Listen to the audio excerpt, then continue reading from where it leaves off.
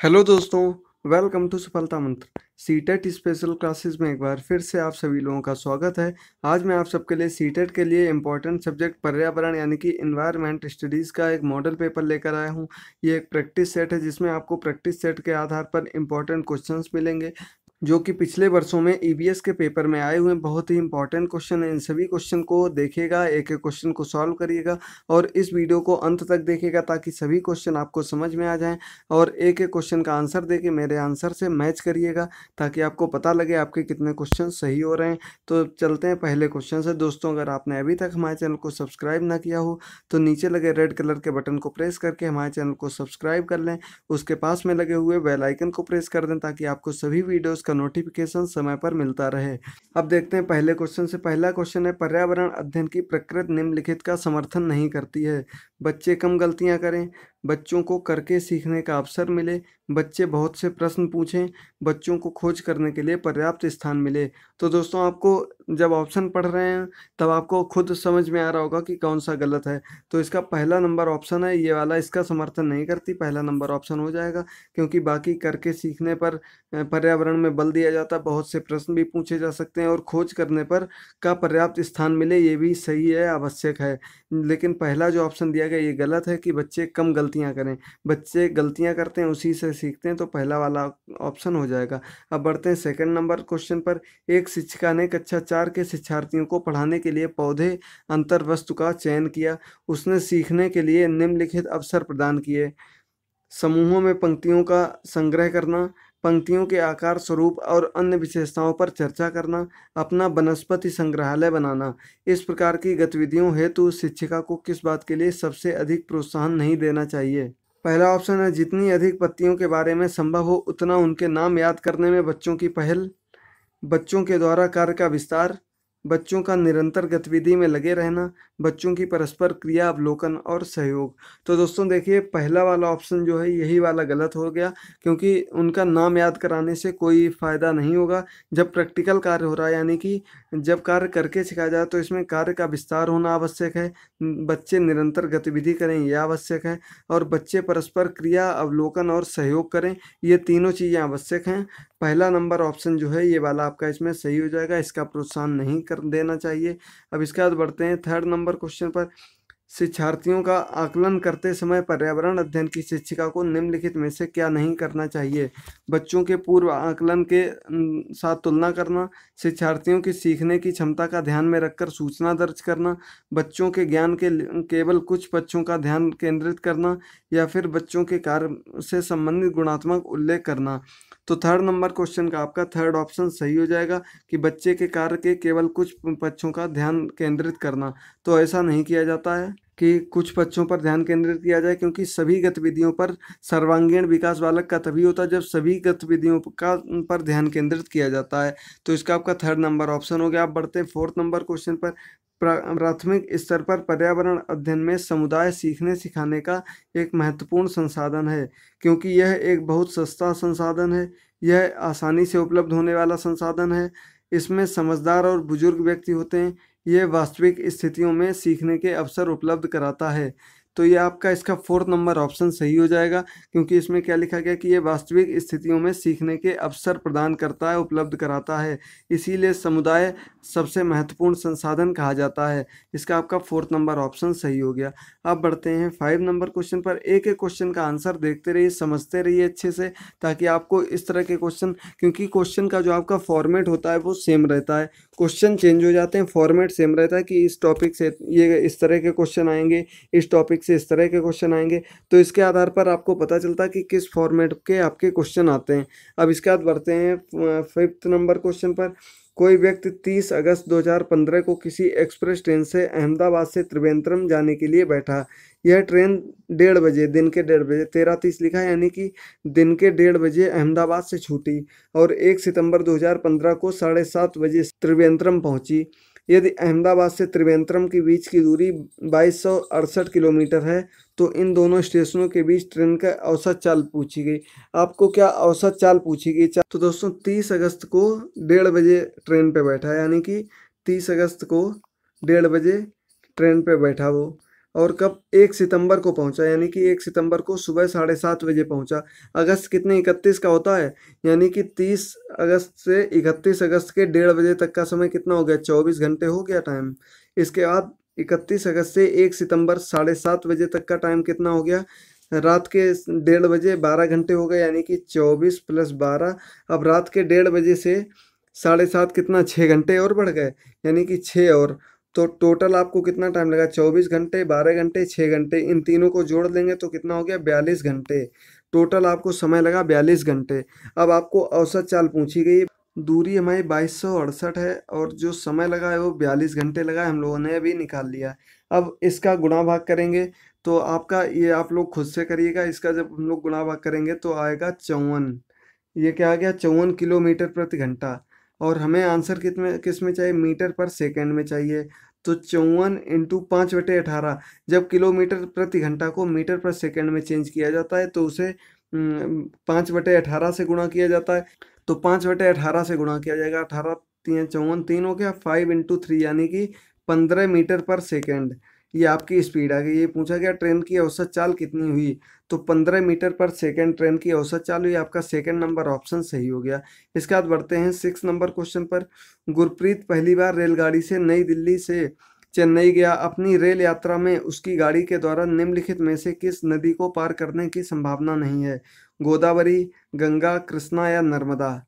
तो दोस्तों वो कहाँ जा रहा है, नई दिल्ली से चेन्नई जा रहा है। तो दोस्तों आप लोगों को ये पता होना चाहिए कि नई दिल्ली से जब चेन्नई जा रहा है तो बीच में उसे कौन सी नदी नहीं पड़ेगी।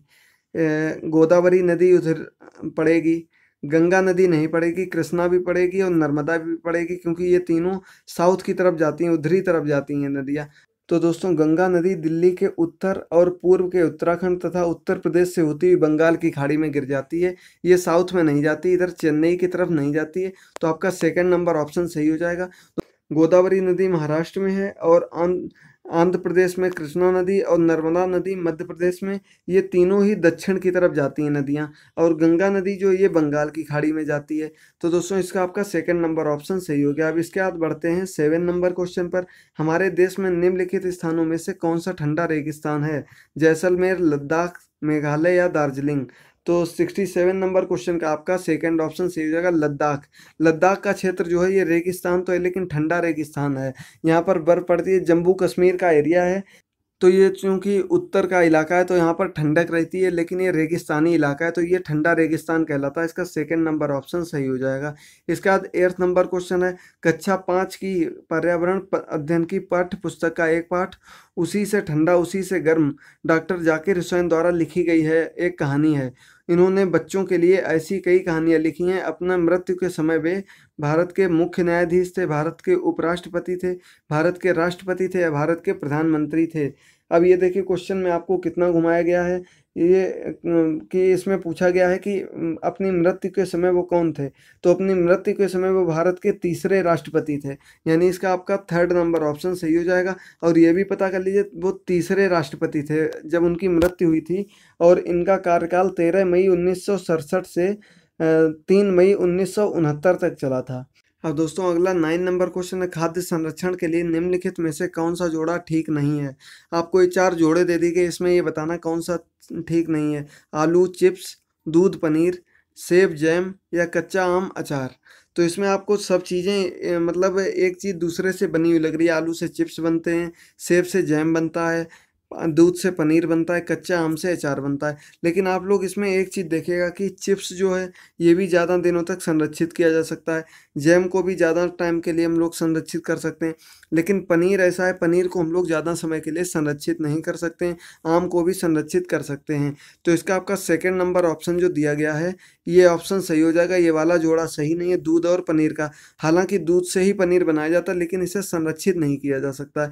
अब इसके बाद बढ़ते हैं 10 नंबर क्वेश्चन पर। घरों के नीचे दी गई विशिष्टताओं पर विचार कीजिए। निचली मंजिल में कोई खिड़की नहीं, पेड़ के तनों की लकड़ी से बनी ढालू छतें, पत्थर के खंभे पर जमीन से लगभग 10-12 फुट ऊंचाई पर बने घर, पत्थर गारा चूने से बनी मोटी दीवारें, लकड़ी का फर्श। ये 5 आपको चीज़ें दे दी गई, विशिष्टताएं बता दी गई हैं। अब इसमें ये पूछा गया लेह और लद्दाख के घरों में ऊपर दी गई कौन कौन सी विशिष्टताएं पाई जाती हैं।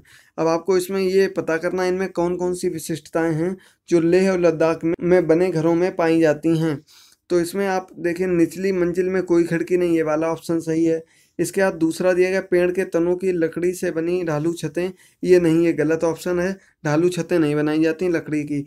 इसके बाद थर्ड नंबर ऑप्शन है पत्थर के खम्भों पर जमीन से लगभग 10-12 फुट ऊंचाई पर बने घर, ये भी गलत है। सी नंबर ऑप्शन भी नहीं होता। अब इसके बाद डी है पत्थर गारे चूने से बनी मोटी दीवारें, डी ये भी ऑप्शन सही है। और इसका लकड़ी का फर्श भी होता है, ये भी सही, यानी कि इसका आपका थर्ड नंबर ऑप्शन सही हो जाएगा ए डी ई। बी और सी दोनों गलत ऑप्शन है, ए डी ई ये तीनों सही हैं। एक बार पढ़ लीजिए लेह और लद्दाख के घरों की विशेषताएं, इंपॉर्टेंट टॉपिक क्वेश्चन है। इसके बाद 11 नंबर क्वेश्चन निम्नलिखित का अध्ययन कीजिए।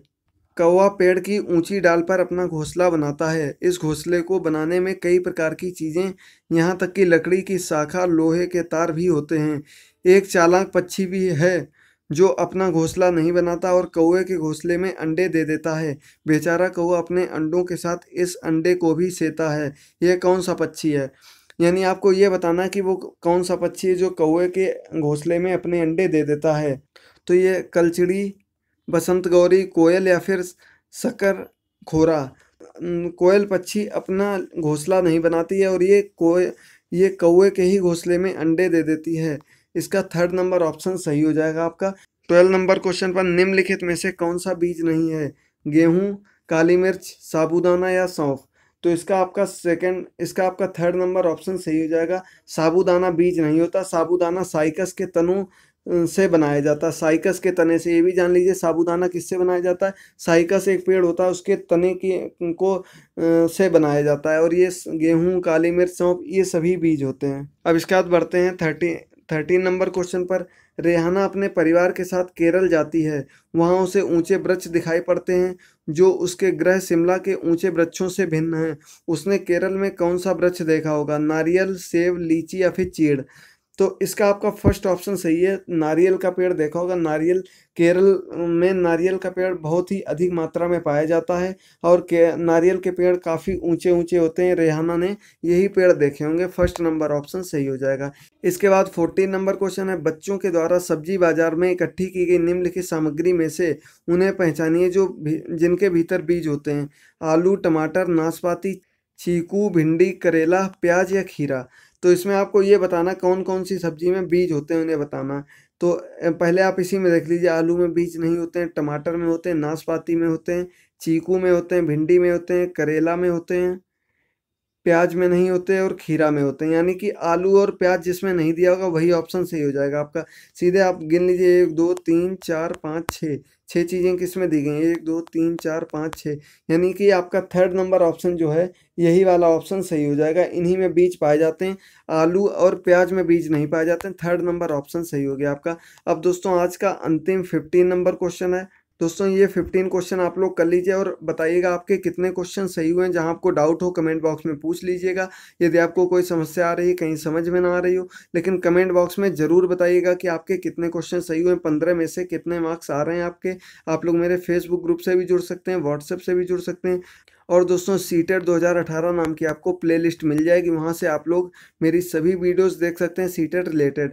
15 नंबर क्वेश्चन, नेहा आंध्र प्रदेश जाती है और 2 साड़ियाँ खरीदती है जो खास तौर पर वहीं बनाई जाती हैं। वे क्या कहलाती हैं? पोचमपल्ली या कलमकारी, पोचमपल्ली या कांजीवरम, कलमकारी या चंदेरी, कलमकारी और कंथा।